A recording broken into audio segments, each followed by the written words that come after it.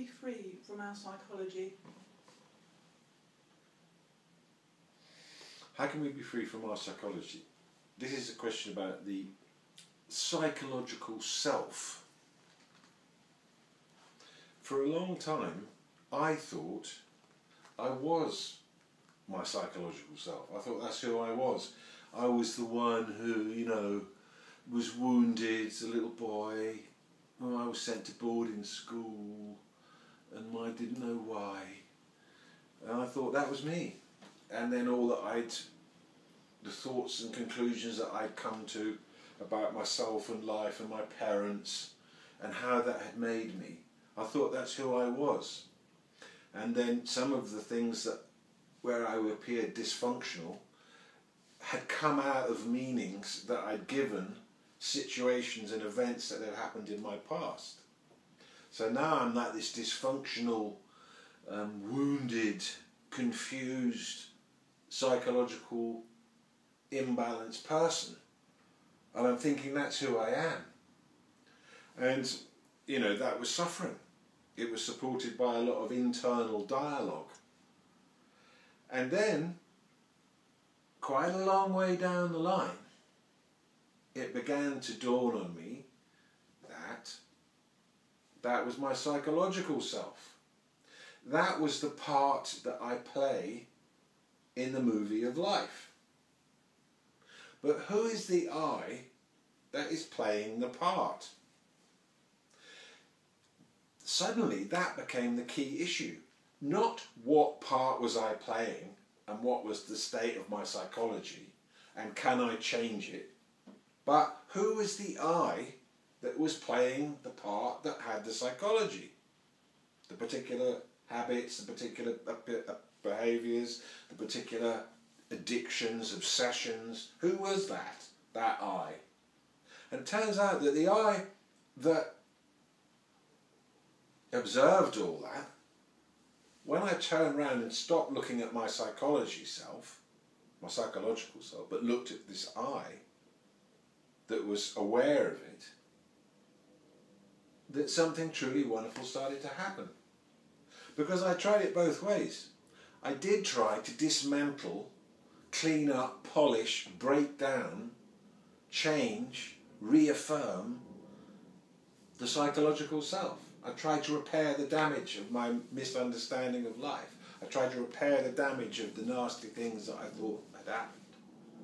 And I had some progress in that, which is difficult, because you think, oh well, it does work, but only in a very limited kind of way. And then it occurred to me that I haven't actually ever met someone who I felt had a completely sound and whole psychological self. I know that there probably are very wonderful people out there that do, but I've never met them. I've met great masters who've transmitted fantastic wisdom and ignited wonders in me. But close observation shows every now and again something will appear that indicates not an entirely sound psychological self.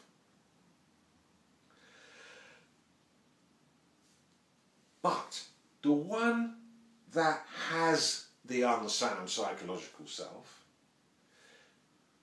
the self within which that is contained, predates the psychological self.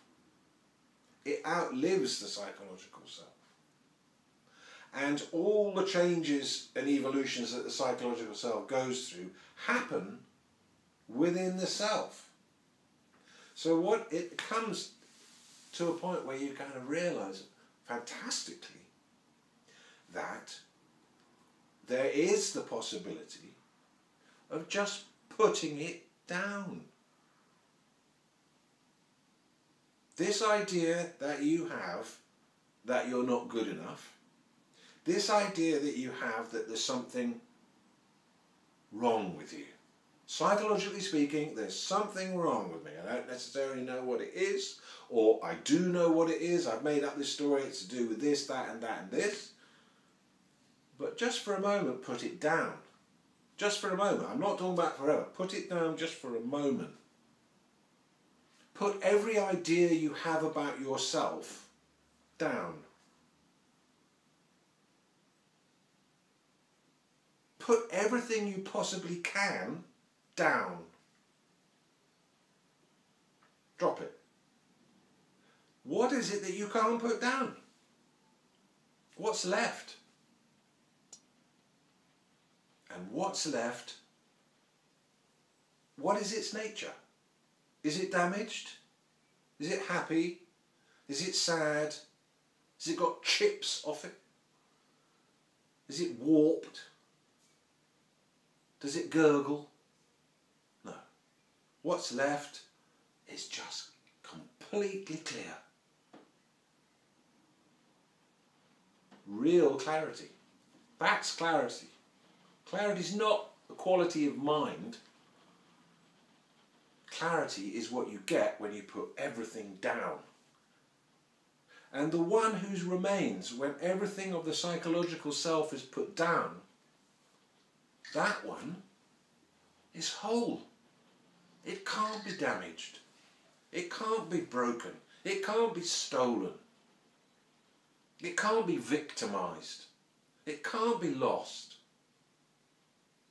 It's there. It's the one thing that's there in every single moment of our lives.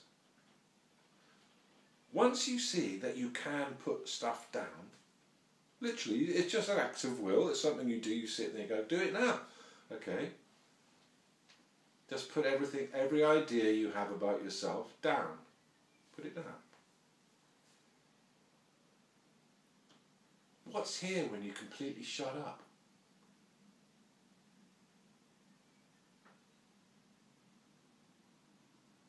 What is here when you completely shut up is here all the time.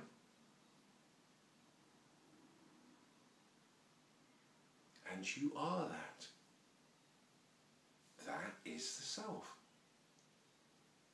So once you've put it down once, you can get in the role of putting it down until your association with it shifts en masse. Because if you go and try and find your psychological self, you won't find it. If you go and try and find the wound, oh, I'm wounded. If you go and try and find the wound, there isn't anywhere where it is. It's only when you don't go and try and find it that it appears to be so real. But when you go and actually look for it, okay, in the light of clarity, will the wounded one please step forward now? Reveal yourself to the light of clarity. Come forward, this wounded one, this broken one that we've heard so much about. Come forward into the light of clarity. Reveal yourself now. Enough. Nothing comes. All that happens is that that emptiness that is here crackles even brighter.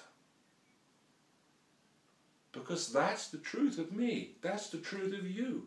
That's the truth of us. That's what is. And this myth of the psychological self, the sun is setting on it. It's crumbling. The very foundations of it have been undermined by the experience of the truth of the self, the selflessness of the self, emptiness. We have to get to the point where we are comfortable and happy sitting in the truth of emptiness. And that is the most powerful thing we can do in terms of our healing. Because that is what undermines the psychological self, and the whole thing starts to fall away. And then we can get into that place where we observe when it pops up, when our habitual reactions to things, when our ego kicks in. We got then some space from this place of emptiness, and we can make choices, and we can move behind it, and we can get good at putting it down. It's that simple. It can be that simple. You can have therapy for an hour 3 times a week for 30 years, or you can just put it down. You choose. Could it be that simple? How invested are we in the story of who we think we are and what we've made of what's happened. Is it really true? Is it really real, all that? Is there a perspective which shows us that it's not real? It's a figment. Your persona, your psychological self, is a figment. Everybody gets it differently. You get it differently each time you recognize it. It cannot be found. There's nothing solid about it. There's nothing real about it. Yet, because we haven't seen the truth behind it, we worship it, we hold on to it, we keep reinstalling it and revising it and updating it. But that psychological self, that ego, if you like, that persona, if you like, is the source of our suffering. It's supported by internal dialogue. When we aren't conscious of ourself, then our mind uses the power to think. When we are conscious, we use the power to think. We choose what we think. But when we're not conscious, our thoughts arise spontaneously with whoever we're being that anything is at any one moment. So if, for example, who we're being is that we're not good enough, then spontaneously thoughts will arise and situations will arise and drama will arrive to support that. And then we'll think, see, it must be true. But no, we're not really seeing it clearly.